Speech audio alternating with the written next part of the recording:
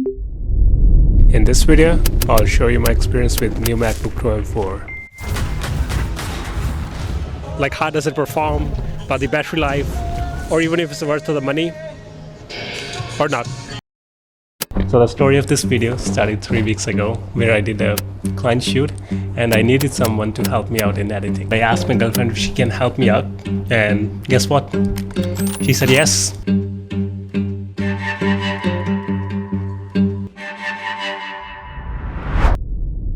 When we actually met to go over the project, we realized that we had a serious problem on our hands. And that is, we had only one laptop, which is MacBook Pro M3, which I'm having from the last few months and I love it. And since now we're working as a team, we needed another laptop so we can work together. But since Apple launched their new MacBooks with the M4 chip, we have to buy the exact same laptop but with new chip and in a smaller size, 14-inch. That's because my laptop has a larger screen. My girlfriend wanted to use that. So that's M3 and this M4. That's the one we just bought it today. Which one you gonna go for? I'm gonna try M3 because of the bigger size. So since she stole my laptop, I'm left with a new one. So for the next couple of days, I'm gonna use it and I'll check the battery performance and how does it work, or even if it's worth of the money or not. So Apple have introduced two different options for the display this year. If you go down to the Apple store, just make sure that you're buying a right laptop. And if you're really serious into the photography, you can go for the matte display. For my personal use, I like liquid retina display just because it's so clear and crisp. One more thing, matte display is expensive. It's $200 to $300 expensive. If you put MacBook Pro M3 and MacBook Pro M4 side by side, they almost look identical unless there's a matte display on the other laptop. But there's one thing I want to tell you from my personal experience. If you're really looking to buy the MacBook this year, then just go for the MacBook Pro. You don't have to buy the MacBook Pro Max. Even in the last video, I told everybody that MacBook Pro Max is such an overkill for everyday usage. Even if you're using on a really professional level, MacBook Pro is such a beast. I have MacBook Pro M3 and I do edit the videos. Sometimes I do edit 6K videos and I play games most of the time. I don't show on my channel. This thing is such a beast for its price. And user, go for the Pro. It has everything, and the extra money that you want to spend on the Pro Max, you can spend it on the SSDs or the other stuff, or if you want to buy the camera or the phone, you can spend on that. Don't go for the Pro Max because it's going to be waste of money and it's super expensive. And if you have money to burn, then you can go for it. From the next day, we started working on our project. I thought it would be a great opportunity to put this laptop's performance to the test, because Apple had claimed this M4 chip is 3 times faster than the M1. But we don't know how fast or better it is than the M3. So I was eager to see if I would notice a real difference while working or not. Now we're gonna do a quick test with the MacBook Pro M4 and MacBook Pro M3, and we will export the same project on both of these laptops, and then we will see the export speeds on both of these projects. We'll see which laptop is more faster if we want to export the videos.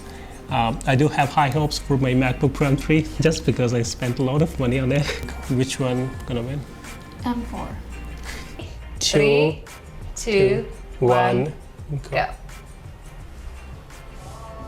Look at you, like that's a snail, that's a snail. Okay.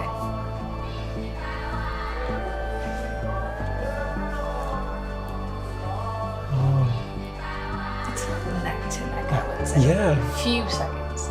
Literally few seconds. Mine is faster too.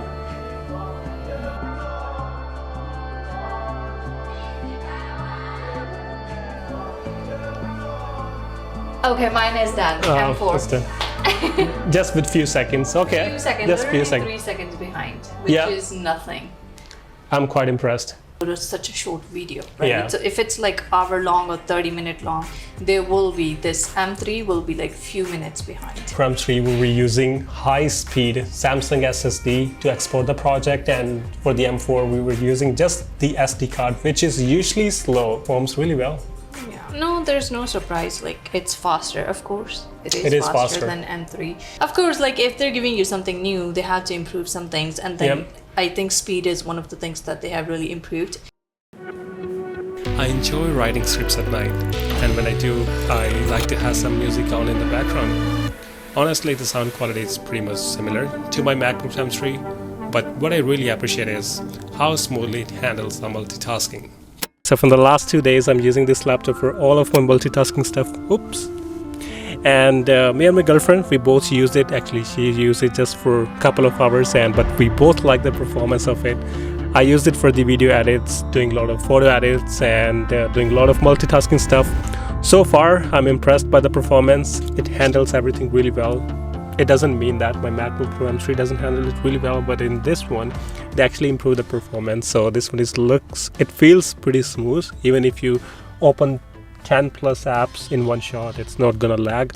But it does have one similar problem like MacBook Pro M3, and that's a heating problem. It heats up, but it doesn't affect the performance of the laptop. So I don't know why it happens. It happens.